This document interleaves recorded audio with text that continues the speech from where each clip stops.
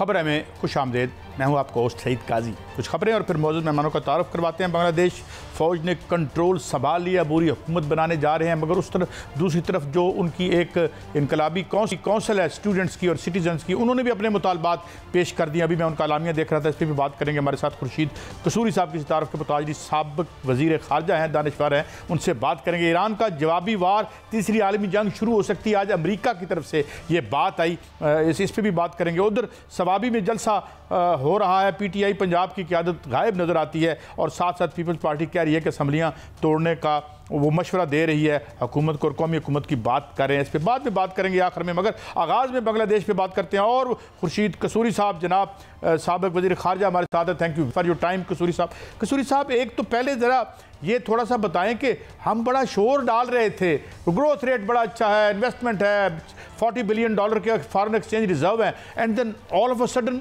हर चीज़ जो है came down crashing. इसको आप कैसे देखते हैं और आने वाले दिन कैसे अनफोल्ड करेंगे? जहां मुझे एक और महाज़ाराई भी नज़र आ रही है, अगर if I look at the अलामिया that just came. जनाब खुर्शीद कसूरी साहब। जी हाँ, शुक्रिया आपका। देखिए, बात यह है कि जब लोगों में गुस्सा हो ना, और उस नौयत का गुस्सा हो, और ये गुस्सा कोई नया नहीं है। मैं जब वज़ीर ख़ारजा था तो उस वक्त बेगम खालिदा ज़िया वज़ीर आज़म थी और हसीना वाजिद साहिबा अपोजिशन लीडर थी। मेरा काफ़ी उनके साथ तो बहुत ज़्यादा ताल्लुक़ था। वज़ीर आज़म थी और उनके पाकिस्तान के बहुत अच्छे ताल्लुकात थे, और उनके जो फ़ॉरेन मिनिस्टर थे उनके मेरे बहुत ज़ाती ताल्लुकात थे। तो इतनी अपनाइयत थी कि वो अमन प्रो पाकिस्तान तस्वुर होती थी। शेख मुजीबुर रहमान और उनकी जो बेटी हैं वो नेचुरली प्रो इंडिया तस्वुर होती थी। लेकिन हुआ यह है कि जिस हिसाब से इन्होंने अपनी अपोजिशन को ख़त्म किया, पहले तो ये हुआ कि एक दफ़ा वो आती थी, फिर ये आ जाती थी, फिर वो आती थी, फिर ये आ जाती थी। लेकिन जिस किस्म का इन्होंने जुल्म किया है, जिस तरह इन्होंने अपोजिशन को ख़त्म कर दिया, हमारे मुल्क में आप देख लें मुख्तलिफ़ पार्टियों के एक दूसरे की तरफ अच्छे रवैये नहीं रहे। नून लीग, पीपल्स पार्टी, पीटीआई एक दूसरे को बहुत तंग करती रही हैं, जेलों में डालती रही हैं, लेकिन उनको नेस्तो नाबूद नहीं को कर सका। वहाँ इन्होंने नेस्तो नाबूद ही कर दिया, कई पार्टियों को ख़त्म कर दिया है, उनको जेलों में ऐसे हिसाब से डाला है, इतना जुल्म किया है कि जो लोगों के अंदर गुस्सा भरा हुआ था वो आज आपको नज़र आ रहा है। और मुझे याद है कि जब मैं फॉरेन मिनिस्टर था उस वक्त हिंदुस्तान की एक ख़ातून हाई कमिश्नर थी ढाका में। मेरा एक रिसेप्शन था, तो वहाँ वो ख़ातून थी मेरी वाइफ के साथ बैठी हुई थी। ये मैं उस वक्त की बात कर रहा हूँ।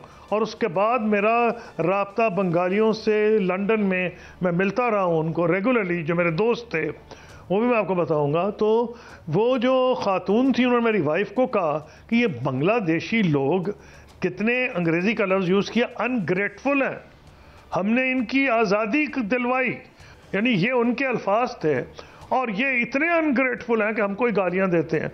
तो यानी कि बावजूद इसके कि वो ये भूल गई कि बांग्लादेश की आज़ादी के लिए भारत की फ़ौज नहीं आई थी, वो पाकिस्तान से दुश्मनी के लिए फ़ौज भारत की वहाँ आई थी।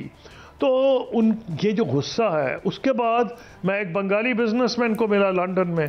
मैंने कहा बड़ी मुबारक हो जो आप अभी मुझे कुछ कह रहे थे, आप तो बहुत कामयाबी से जा रहे हैं, मईशत बड़ी अच्छी है। हंस के कहने लगे हाँ, हमने भारत की ग़ुलामी कबूल कर ली है, तो अब हमारा हालात निस्बतन बेहतर हैं। अब इसके ये ज़ुमानी बात थी, तो एक तो ये कि अगर आप तसल्लुत किसी का एक्सेप्ट कर लें तो शायद आपको कोई डिफेंस का ख़तरा नहीं रहता, वगैरह वगैरह। लेकिन बावजूद इसके हसीना वाजिद जो हैं, उन्होंने पिछले 5-6 साल में कोशिश की कि चीन और भारत के दरमियान वो एक तवाज़ुन पैदा करें। उसकी वजह ये थी कि उनको अंदाज़ा था कि भारत के से लोगों को बहुत नफ़रत है, और जिन लोगों को आजकल के नौजवानों को इस बात का अंदाज़ा नहीं, जब पाकिस्तान की जो बनने से पहले एक लेट से एक झलक नज़र आई थी, वो डिवीज़न ऑफ बंगाल में आई थी। شاید 1904 یا 5 کہ وہ 20ویں صدی کے آغاز کا ہے کہ ڈویژن آف بنگال ہوئی تھی، اور وہ بھی اسی بنیاد پر ہوئی تھی۔ اس وقت یہ تھے کہ جو مسلمان تھے بڑے بیکورڈ تھے، جتنے بڑے بڑے مہاجن تھے یا زمیندار تھے بنگال کے وہ ہندو تھے، تو بڑی ایک ریزنٹمنٹ تھی۔ اسی لیے آپ کو سمجھ آئے گی کہ مسلم لیگ کا جو پہلا اجلاس ہے 1906 میں وہ ڈھاکے میں ہوا تھا۔ تو لوگ یہ بھول جاتے ہیں کہ تاریخ کا یہ حصہ تھا کہ جو دشمنی تھی وہ آپ کو نظر آ رہی تھی۔ اور ابھی بھی آپ دیکھیں، میں ایک دیکھ رہا تھا کوئی گاڑی تھی، اس کے اوپر کوئی بھارت کا جھنڈا تھا، اس پہ اس کو مٹایا جا رہا تھا۔ مجیب الرحمان صاحب کی جو تصویریں مٹائی جا رہی تھی، مجسمے میں بندے کھڑے ہوئے تھے، وہ جو تھے وہ ان کو کوشش کر رہے تھے مسمار کرنے کی۔ یہ ایک نفرت ہے، وہ نہیں ہے۔ ہمارے ہاں مخالفت ہوتی ہے اور سیاسی جماعتوں نے بڑی غلطیاں کی ہیں، لیکن کوئی ایسا نہیں ہوا کہ نیست و نابود کر دے۔ انہوں نے تو پھانسی لگا دی ہے لوگوں کو، اتنے لوگوں کو پھانسی لگایا یہ کہہ کے کہ پرو پاکستان تھے۔ جماعت اسلامی کے کئی لیڈرز کو انہوں نے پھانسی چڑھا دیا، پھر بی این پی کے لیڈرز کو پھانسی چڑھائی۔ مثلا فضل القادر چودھری جو آخری سپیکر تھے پاکستان کی نیشنل اسمبلی کے، ان کے بیٹے جو تھے وہ منسٹر بعد میں بنے ہیں، اور وہ کافی پرو پاکستان تصور ہوتے تھے۔ میری ان سے ملاقات بھی ہوئی، ان کو بھی پھانسی دے دی گئی۔ تو یہ جو انگریزی کا لفظ ہے نا ود اے وینجنس پیچھے پڑی ہوئی تھی۔ الیکشن جو جیت رہی تھیں، یہ تو امریکہ نے بھی کہا تھا، ساری دنیا نے کہا تھا، میں بیچ میں انٹرجیکٹ کر رہا ہوں، پاکستان میں کوئی اچھے نہیں ہوتے۔ میرے ساتھ میرے بیورو چیف ہیں، وہ بھی آپ سے سوالات کریں گے، ہمارا پینل ہے۔ تو میں ایک اور بات آپ سے جو پوچھنا چاہتا ہوں، پھر میاں شاہد صاحب آپ پلیز آسک جو کوسچن آپ پوچھنا چاہتے ہیں۔ قصوری صاحب میں یہ پڑھ رہا ہوں، میرے سامنے ہے جو ان کی ریولوشنری ایک باڈی بنی ہوئی ہے جس نے یہ اپ رائزنگ ساری اس کو مینج کیا۔ وہ کہتے ہیں the leadership of the student citizen uprising will be the main partner of the interim government, their main responsibility will be to ensure the reflection of the hopes and aspirations of the students in forming a new Bangladesh. تو مجھے یہ آگے بھی conflict جاتی نظر آتی ہے، کیونکہ آرمی تو روایتی حکمران طبقے کو اندر لائے گی، تو یہ کیا ڈو یو تھنک کہ یہ آگے کانفلکٹ ول کنٹینیو؟ جناب قصوری صاحب دیکھیے بات یہ ہے، کیونکہ میں نے پڑھا نہیں جو آپ پڑھ رہے ہیں، آپ کے سامنے کچھ ہے ایسی خبر، اور یہ نیچرل ہے کہ اسٹوڈنٹس نے جس قسم کی ڈیمونسٹریشن لیڈ کی ہے وہ بہت ریئر ہوتی ہے۔ مجھے یاد ہے جب میں اسٹوڈنٹ تھا تو یورپ میں اسٹوڈنٹ ریولوشن تقریباً آ گیا تھا، اس میں پاکستان کے طارق علی جو تھے آکسفورڈ یونیورسٹی میں تھے، لیڈ کر رہے تھے، فرانس میں کون بینڈٹ تھے، جرمنی میں ایک اور لیڈر تھے۔ انہوں نے ساری دنیا میں تباہی مچا دی تھی ویسٹرن سامراج کے خلاف۔ یہ شاید ویتنام کی جنگ کے دور یا اس کے بعد کی بات ہے۔ تو جب اسٹوڈنٹس باہر نکلتے ہیں، کیونکہ یہ بے ڈر نڈر لوگ ہوتے ہیں، اور یہ جس جذبے سے نکلتے ہیں، کیونکہ یہ ابھی ٹینٹ نہیں ہوتے دنیا داری سے، جو کہ آپ جب گرو اپ کر جاتے ہیں بے خاندان اور اس کے لیے کمائی ومائی، تو جہاں اسٹوڈنٹس لیڈ کر رہے ہوتے ہیں موومنٹ میں، وہ آئیڈیالزم بہت ہوتا ہے اس میں۔ یہ کوئی ضروری نہیں کہ وہ وہ چیز کر لیں جو وہ کہہ رہے ہیں، لیکن لے کے تو وہی انقلاب آئے ہیں، اس وقت کوئی دو رائے نہیں۔ اور میرا یہ خیال ہے کہ شاید فوج ان کو اگنور نہیں کرے گی، میرا نہیں خیال ہے کہ کرے گی، جب اتنی زوردار قسم کی انہوں نے موومنٹ چلائی ہے۔ اس کے آگے کہنا مشکل ہے جب تک چیزیں واضح نہ ہو جائیں، لیکن ایک بات کلیئر ہے کہ جماعت اسلامی ایک بڑی آرگنائزڈ جماعت ہے، اور بنگلہ دیش نیشنل پارٹی کی گراس روٹ سپورٹ تھی، جو کہ پبلک میں بہت ایک زمانے میں مقبول تھی۔ بیگم خالدہ زیاہ 2 دفعہ پرائم منسٹر بنی اس پارٹی کے پلیٹ فارم سے۔ تو اس میں نیچرلی جو ظلم کیے گئے ہیں پرو پاکستان ایلیمنٹس کو یہ کہہ کے کہ یہ اینٹی بنگلہ دیش ہیں، وہ بھی کچھ حساب کے ساتھ تو لیا جائے گا، کیونکہ جس حساب سے سمبولزم لائف میں بڑا امپورٹنٹ ہوتا ہے۔ جب صدام حسین کا مجسمہ گرایا جا رہا تھا تو اس میں کچھ لوگ اس میں بہت سی چیزیں دیکھ رہے تھے، کوئی یہ نہیں کہ وہ ساری چیزیں ٹھیک تھیں، لیکن اس کے کئی ایلیمنٹ تھے، اس کا سیکٹیرین ایلیمنٹ بھی تھا۔ لیکن صدام حسین کے بارے میں یہ تھا کہ انہوں نے اپنے مخالفین کو سے بہت ظلم کیا تھا. تو میں یہ سمجھتا ہوں جتنا ظلم حسینہ واجد نے کیا ہے اپنے مخالفین سے، اگر اکنامک ڈیولپمنٹ ہوئی بھی ہے تو جب لوگ غصے سے بھرے ہوں اور جب لوگ نفرت سے بھرے ہوں تو وہ پھر وہ ایک جذبہ جو ہے اور وہ جو حریت کا جذبہ ہے کہ جی ہمیں غلام کر دیا ہے، اور وہ یہ کہ اگر فیلنگ ہو کہ بھارت کے ہمیں تابع کر دیا ہے، تو یہ ایک بہت جنونی قسم کا جذبہ ہوتا ہے. اچھا میاں شاہد صاحب ہمارے ساتھ ہیں. میاں شاہد صاحب آپ سوال کرنا چاہتے ہیں قصوری صاحب سے، گو ہیڈ پلیز. جی قصوری صاحب، میں اسی سے ہی آپ کی رہنمائی لینا چاہوں گا کہ جب حسینہ واجد جو ہیں وہ فرار ہو چکی ہیں بنگلہ دیش سے اور استعفیٰ بھی دے چکی ہیں اور انڈیا میں جا چکی ہیں، تو ایک عام تاثر ہے کہ شاید بنگلہ دیش انڈین تسلط سے نکل رہا ہے. تو آپ کیا سمجھتے ہیں کہ یہ سارا جو سینیریو بنا ہے حسینہ واجد کا، وہاں سے جانا، انڈین تسلط سے نکلنا، خطے پر اس کے اثرات کیا مرتب ہو سکتے ہیں؟ دیکھیے، پہلی بات تو میں نے آپ کو تاریخی طور پہ یہ بتایا تھا کہ بنگال کے جو مسلمان ہیں وہ شاید ہم سے بہتر مسلمان تھے. یہ ہماری بڑی غلطیاں ہیں جو ہم نے کی تھی، لیکن آج وہ موقع نہیں ہے. اور لیکن بڑے وہ نیشنلسٹ ہیں اور اپنی زبان سے اور اپنے تمدن سے وہ بہت پیار کرتے ہیں. اور جب اردو کی جو آپ کو یاد ہے ایجیٹیشن بھی شروع میں ہوئی تھی، تو ایک خاص قسم کی ان کی سوچ ہے اور بہت پکے قسم کے مسلمان ہیں. اور میں یہ سمجھتا ہوں کہ جو مذہبی طبقہ ہے وہ تو اتنی نفرت ان کے ساتھ کرتا تھا کہ جتنی آپ کہیں وہ کم ہوگی. پاکستان میں یہ ایسے کبھی نہیں ہوا کہ کوئی سیاسی جماعت جو میں پہلے کرتا تھا وہ مذہبی ہو یا سیاسی ہو اس شدت سے دوسروں سے نفرت کرے، کیونکہ یہاں کسی نے کوشش نہیں کی کہ جڑ سے اکھاڑ پھینکنے کی.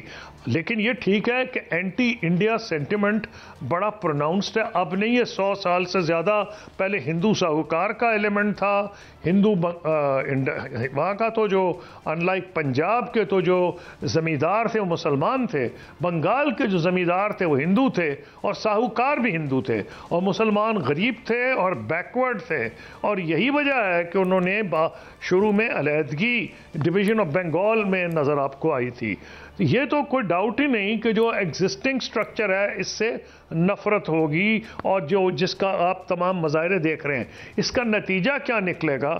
اگر ہم انٹیلیجنٹلی بیہیو کریں پاکستان میں، کوئی ضرورت سے زیادہ ہم ایکٹیویٹی اپنی نہ دکھائیں کیونکہ اس سے کچھ غلط تاثر بھی پیدا ہو سکتا ہے، تو میرا یہ خیال ہے کہ کوئی ڈاؤٹ ہی نہیں کہ جس سینٹیمنٹ کو دبایا گیا تھا وہ ابھرے گا.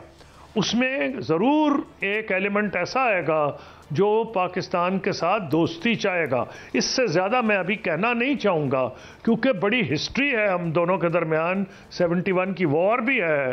لیکن ہندوستان نے جس حساب کی اجارہ داری کہ ان کے سارے کامرس اور بزنس میں ایسے لگ رہا تھا کہ ہندوستان کی اجارہ داری ہے. اور میں یہ سمجھتا ہوں کہ ایک اور فیکٹر بڑا امپورٹنٹ ہے جس کو بھولنا نہیں چاہیے.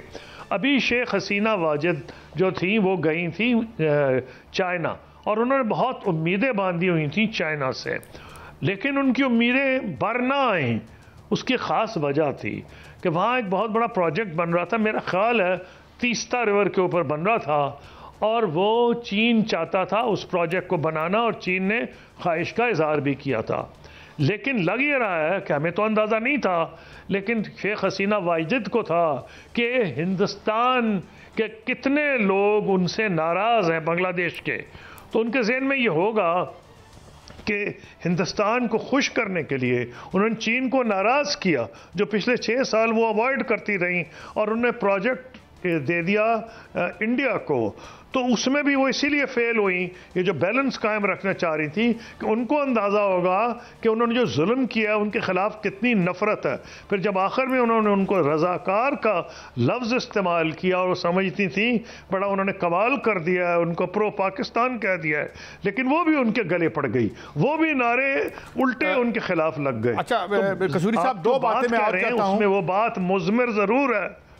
दो बातें मैं और चाहता हूँ। एक तो एक बड़ा रिडिकुलस वहाँ पे प्रोपेगेंडा इंडिया में शुरू हो गया है बीजिंग पे, और हमारी इंटेलिजेंस एजेंसीज को रिस्पॉन्सिबल करार दिया जा रहा है। एंड सेकेंडली उसको बड़ा रास्ता सेफ पैसेज दिया, तो वो उनकी एस्टैब्लिशमेंट की कोई सॉफ्ट कॉर्नर तो था ही, वही उनकी सरकार को प्रॉप अप करके बैठे हुए थे।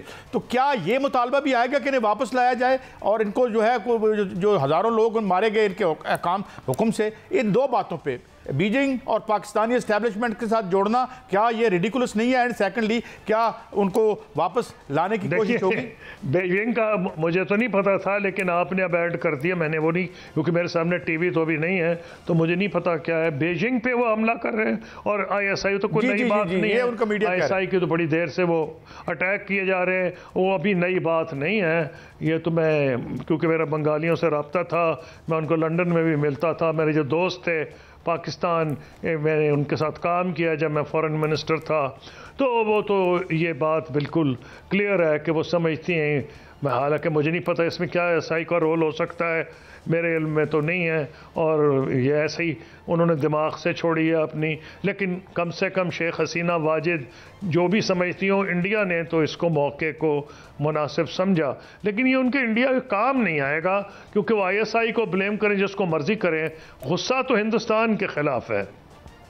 आप सेफ पैसेज की जो आप बात कर रहे हैं, मुझे नहीं पता लेटेस्ट क्या है, सुना था कि उनको इंडिया से वो कहीं और चली गई हैं, और सेफ पैसेज जिसका आप जिक्र कर रहे हैं शायद वो इशारा है। मैं नहीं समझता कि इतनी आसानी से वो आ सकेंगी, क्योंकि आर्मी के जो चीफ ने अभी ऐलान किया था को घंटा डेढ़ पहले, उसमें केयर टेकर सेटअप में उन्होंने कहा था अवामी लीग को इंक्लूड नहीं किया जाएगा। तो इससे फौज को भी कि एक जो जहनी साख्त है वो नज़र आ रही थी कि फौज नहीं चाहेगी कि अवाम का गुस्सा जो है वो फौज की तरफ डायरेक्टेड हो। अभी आप में से ही एक साहब फरमा रहे थे कि जी वो उनकी जो स्टूडेंट्स का रेवोल्यूशनरी काउंसिल है उसने भी कोई सख्त किस्म के बयान दिए हैं, तो मैं नहीं समझता कि सरे दस्त वो वापस आ सकेंगी इस वक्त।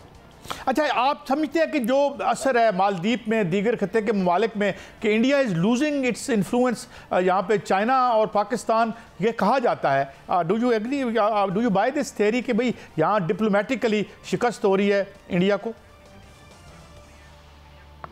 जी, कहा यह जा रहा है इंडिया के बारे में कि वो ज़्यादा इंटरेस्ट इसलिए दिखा रहा है साउथ चाइना सी में, और वो क्वाड का भी मेंबर इसलिए बन रहा है कि उसको नज़र आ रहा है कि इंडियन ओशन रीजन में उसको बैकफुट पे चाइना ने कर दिया। पाकिस्तान से ताल्लुकात अच्छे तो थे ही थे, और मैंने आपको जिक्र किया था कि अभी जो विज़िट थी बांग्लादेश की प्राइम मिनिस्टर की चाइना में, उनको ज़्यादा पजीराई नहीं दी गई, और उसकी वजूहात मैंने बयान कर दी हैं, मैं रिपीट नहीं करना चाह रहा। और उसकी वजह यह थी कि ये चाइना की जो बीजिंग में गवर्नमेंट थी वो इस नतीजे पहुंच गई थी कि हिंदुस्तान पे बहुत ज़्यादा डिपेंडेंट है, और ये अगर कुछ चाइना से ताल्लुकात बेहतर करना भी चाह रही हैं तो हिंदुस्तान का एक किस्म का वीटो है, जैसे मैंने आपको उस प्रोजेक्ट के बारे में आपको कहा था। अब जहाँ तक आपने मालदीव की बात की, मालदीव में भी हिंदुस्तान के ख़िलाफ़ अच्छी खासी नफ़रत है, और एक जो नारा मारा गया था इंडिया आउट, देखें हिंदुस्तान में कोई ख़ास वजह होगी, मुझे नहीं पता, कि श्रीलंका में भी जब इन्होंने अपनी फ़ौज भेजी थी तो राजीव गांधी साहब का जो कत्ल है वो भी एक श्रीलंकन ने किया था, और वो भी सेनालीज ने नहीं किया बल्कि वो तमिल किसी ने किया था। तो मेरा कहना ये है कि सारे एरियाज़ में, अब आप और तो और छोड़ें, सिवाय भूटान को छोड़ दें जो बेचारा इफेक्टिवली सराउंडेड है, नेपाल में भी बड़ी इनकी रफ ट्रीटमेंट हुई है इंडियंस की तरफ से। कितना बड़ा मुल्क है, उसका दिल बड़ा होना चाहिए, लेकिन ऐसा लगता नहीं है कि है। नेपाल का उन्होंने एक ज़माने में बॉर्डर बंद कर दिया था क्योंकि वो बीजिंग से, चाइना से ताल्लुकात बेहतर करना चाह रहे थे। अच्छा, मैं थोड़ा सा ईरान पे आना चाहता हूँ, आज खबर तो पहले जी मियाँ साहब आप कुछ कहना चाहते हैं, आप पूछें सवाल मियाँ साहब। जी कसूरी साहब, हमने यहाँ पर अवामी गमो गुस्से की बात की है कि अवाम का गुस्सा जो है वो सब कुछ बहा ले जाता है। तो जो कुछ बांग्लादेश में हुआ वो एक कोटा सिस्टम पे बात शुरू हुई थी, और जो स्टूडेंट मूवमेंट थी वो यहाँ तक पहुँच गई कि वहाँ की वज़ीर आज़म जो है वो फ़रार होने पर जो है मजबूर हो गई। تو کیا اس سے سبق سیکھنا چاہیے سیاستدانوں کو؟ ہمارے ملک میں بھی جو ہمارے سیاستدان ہیں ان کو بھی سبق سیکھنا چاہیے کہ عوام کو جو ہے وہ آسانیاں پیدا کریں، عوام کے مسائل کو حل کریں تاکہ یہ کوئی غم و غصہ اس طرح کا نہ بڑھے۔ بالکل جی، تو ساری دنیا میں اس میں کوئی ڈاؤٹ ہی نہیں ہے، لیکن ایک فرق ہے ہمارے پولیٹیشنز کا اور بنگلہ دیش کی وزیر اعظم کا۔ ہمارے ہاں ایسے مواقع آئے ہیں جب مسلم لیگ اتاب میں رہی ہے، جب پیپلز پارٹی اتاب میں رہی ہے، جب پی ٹی آئی اتاب میں رہی ہے، لیکن یہاں ایسے نہیں ہوا کہ ان کا نام و نشان مٹا دیا جائے۔ یہ غصہ جو آپ غصے ذکر کر رہے ہیں وہ اکنامک حالات ہیں آج کل۔ اب اس میں یہ ہے کہ میرا خیال ہے کہ عام طور پر یہ سمجھا جا رہا ہے کہ اگر عمران خان صاحب کی حکومت ہو، نواز شریف صاحب کی ہو یا زرداری صاحب کی ہو، تو ان حالات میں یہ تو ٹھیک ہے جو بڑے ہارڈ لائنرز ہوتے ہیں سپورٹرز، وہ اپنے لیڈر کی اچھی برائی کوئی دیکھتے نہیں، اس کے پیچھے اندھی سپورٹ کرتے ہیں، لیکن جو عام پبلک نکلتی ہے ان کو یہ اندازہ تو ہے کہ دوسری پارٹی آ کے کوئی حیرت انگیز تبدیلی بہتری کی طرف نہیں لائے گی۔ میرا خیال ہے کہ یہ فیکٹر ضرور ہے، لیکن جب ظلم کیا جاتا ہے نا کسی پہ تو پھر لوگ اچھا برا نہیں دیکھتے۔ کسی نے ابھی آپ ہی نے سوال پوچھا تھا کہ جی جی ڈی پی گروتھ ٹھیک تھی، ان کے جی وہ ڈالرز ریٹس بڑھ رہے تھے اور ڈالر کے ان کی جو ریزروز بڑھ رہے تھے، لیکن جب نوعیت دشمنی کی حد تک پہنچ جائے، میں ذکر نہیں کرنا چاہتا، پاکستان ایک دور میں اس سے گزرا ہے تو اس کے نتیجے اچھے نہیں نکلے تھے، خدا نہ خیر اتنا تو نہیں، لیکن ایک ایسا دور ہے، میں تو خود اسے جیل میں تھا تو مجھے یاد ہے اچھی طرح سے، اس کے نتائج بھگتنے پڑتے ہیں اگر اتنا ظلم کیا جائے۔ اور انہوں نے واقعی اتنا ظلم کیا کہ نیشنل پارٹی بھی ختم کر دی، جماعت اسلامی بھی ختم کر دی، national party BNP ختم کی، جماعت اسلامی ختم کی، لیفٹ کی پارٹیز ختم کر دی، وہ تو اپنی وہ اکیلے ہی اپنی حکمرانی چاہ رہی۔ بریک کے بعد حاضر ہوتے ہیں، ہمارے ساتھ رہیے۔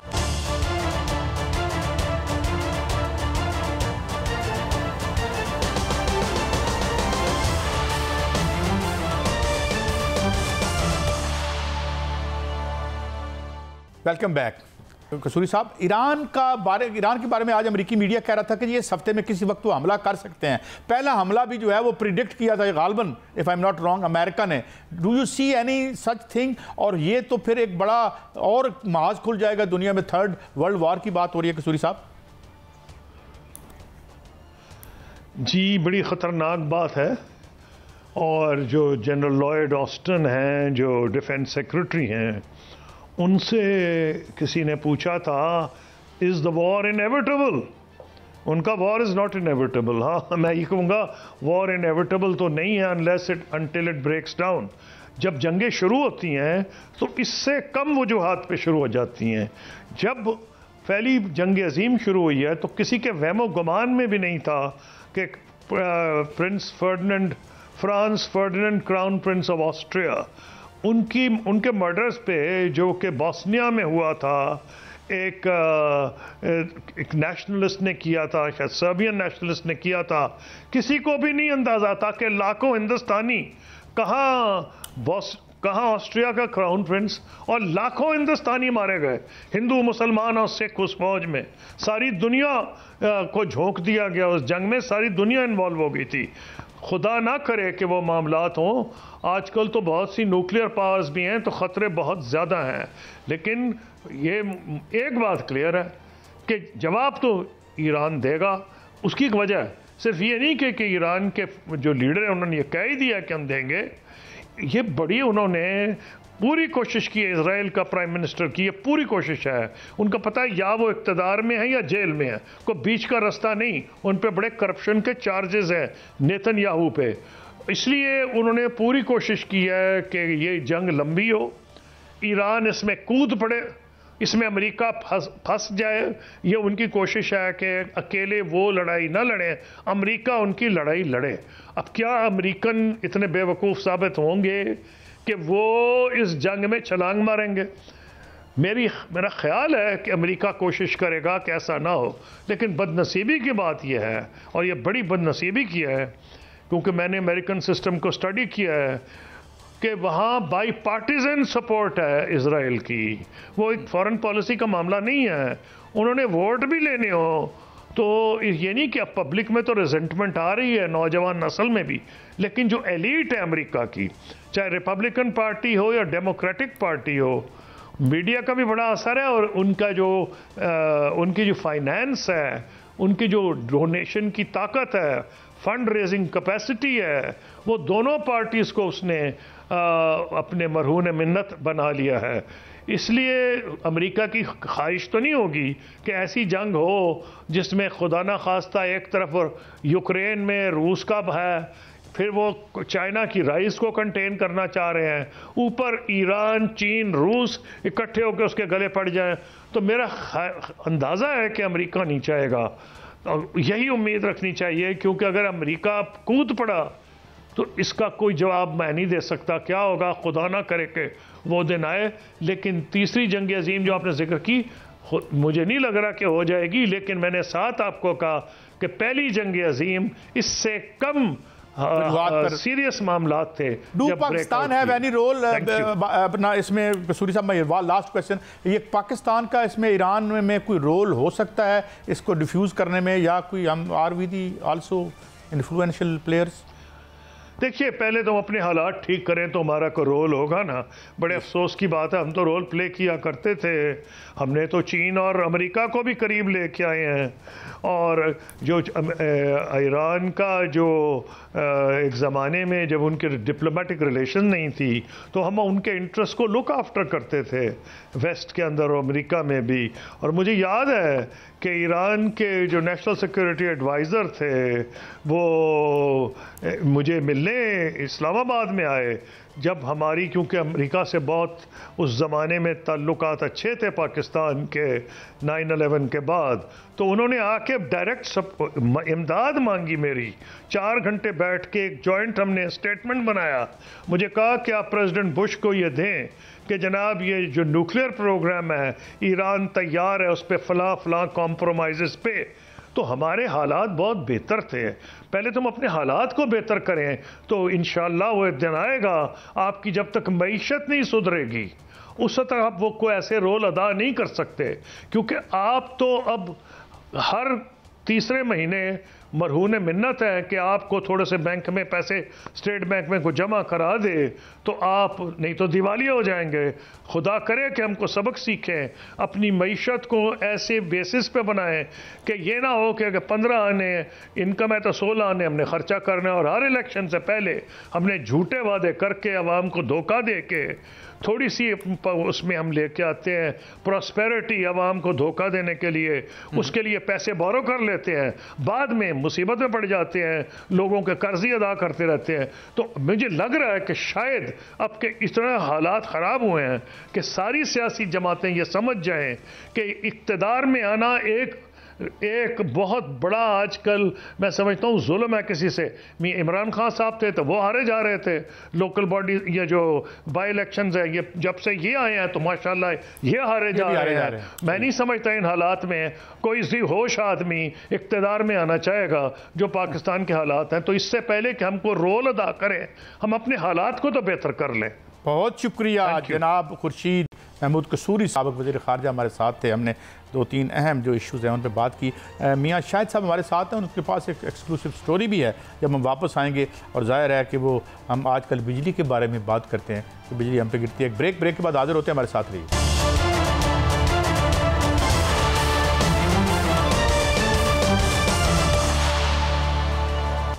ویلکم بیک ناظرین. اب اس سیگمنٹ میں ہم تھوڑی سی سیاسی اور معاشی بات کریں گے.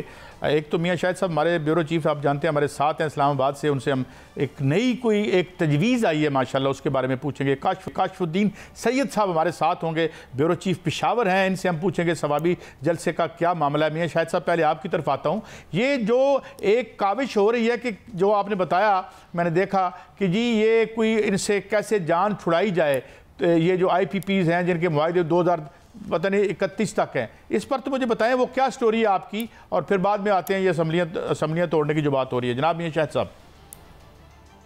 काजी साहब अल्लाह ना करे कि ऐसी कोई बात हो और ऐसी कोई तजवीज़ जो है वो मंजूर हो जाए, जो कि वजारत ख़जाना ने और वज़ीर तवानाई ने, बल्कि वजारत तवानाई ने यह तजवीज़ दे दी है कि जो IPPs हैं उस पर बड़े वरीड हैं वजारत तवानाई वाले, और वो चाह रहे हैं कि इनसे जान छुड़ाई जाए। लेकिन कौन सी IPPs? वो जो रिटायर होने वाले हैं, वो जो 8000 मेगावाट के पावर प्लांट जो कि अपनी मुद्दत पूरी करने वाले हैं, जिन्होंने मईशत का खून चूस लिया है, लेकिन अब और उनको नवाजने का एक प्रोग्राम जो है वो बनाया जा रहा है।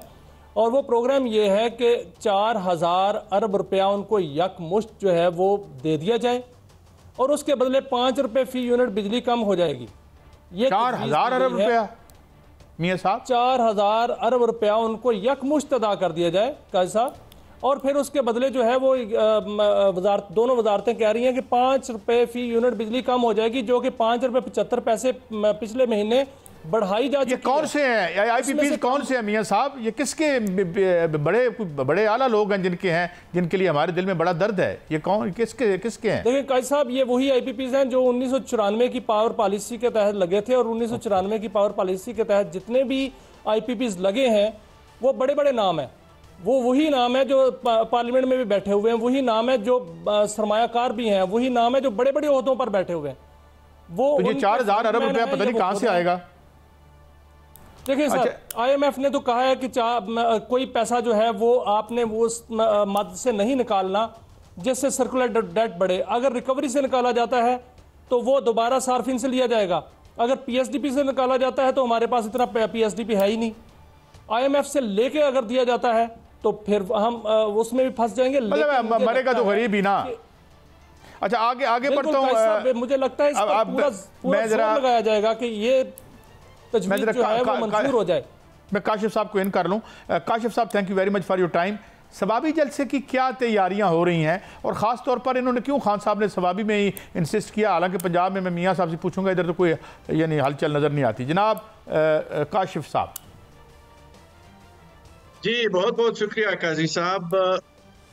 सवाबी के जलसे के हवाले से मैं बता दूं कि इस्लामाबाद में तो इजाज़त नहीं मिली, लेकिन जाहिर है कि सवाबी जिस मुकाम पर यह जलसा किया जा रहा है, यहाँ से आगे फिर पंजाब के हदूद शुरू हो जाएगी।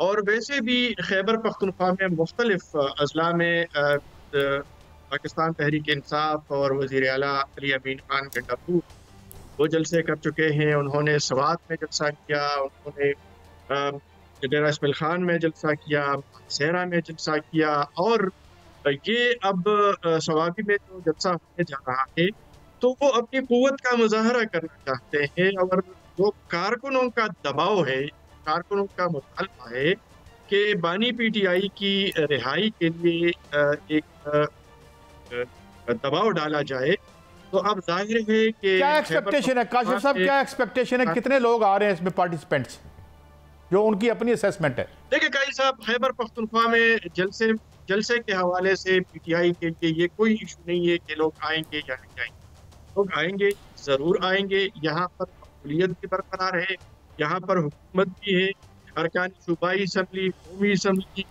सेनेट के मुतवक्के उम्मीदवारान और सूबाई वज़रा को टास्क किया गया है। जो सेंट्रल डिस्ट्रिक्ट्स हैं जिनमें मर्दान है, नौशेरा है, चारसदा है, सवाबी है और पेशावर के लोग को लाया जा रहा है। ये कोई इशू नहीं है।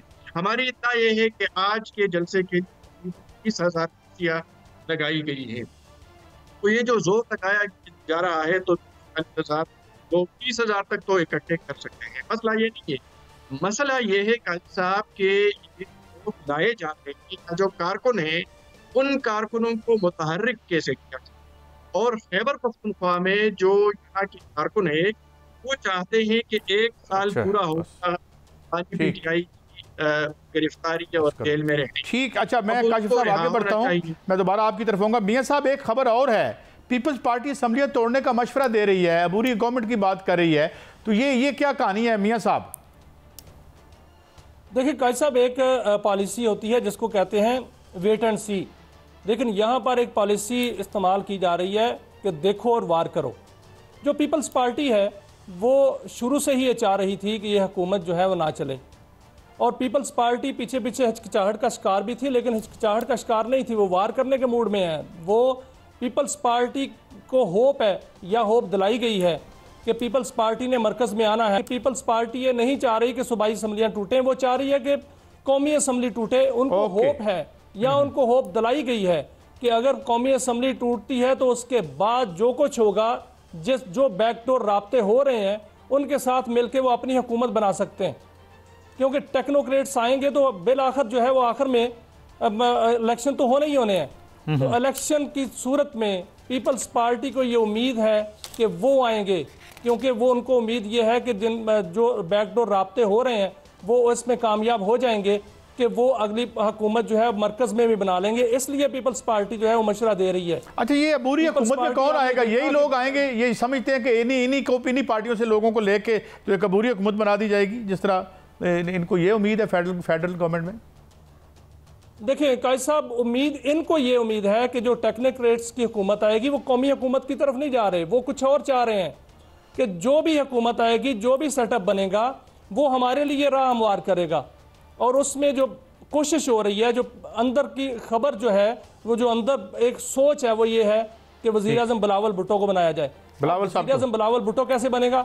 آپ کو یاد ہے پچھلے دنوں ہم نے یہ خبر دی تھی کہ بیک ڈور رابطے ہو رہے ہیں. وہ جو بیک ڈور رابطے، یہ بتائیے گا میاں صاحب کہ آج ایک MNA کی وفات ہوگی، انا اللہ و انا الیہ راجعون، اللہ انہیں غریق رحمت کرے، تو پورا پھر اسمبلی کا پلان آج اس کی وجہ سے یعنی درم برم ہو گیا.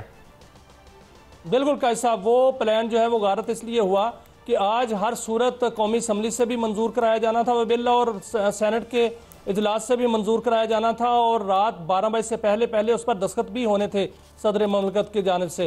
کیونکہ کل جو ہے وہ 6 اگست ہے، اور 6 اگست تک جو ہے وہ سپریم کورٹ کے احکامات کی جو ہے عمل درآمد کرنا ہے اس پہ. اور کل 6 اگست کے بعد جو ہے وہ کوئی بھی اپلیکیشن جا سکتی ہے کہ یہ توہین عدالت ہو گئی ہے، لیکن اس میں جواز ہے اس کے پاس، الیکشن کمیشن کے پاس، کہ 6 اگست تک جو ہے وہ بیان حلفی جمع کرانے. اس کے بعد ہم نے امپلیمنٹیشن. اچھا کاشف صاحب یہ فرمائیے کہ چونکہ آپ جس صوبے میں ہیں وہاں PTI کی گورنمنٹ ہے، ایک تو کیا خبریں، آپ کے پاس کوئی خبر ہے اس بل کے حوالے سے؟ کیا وہ کورٹ کو موو کریں گے؟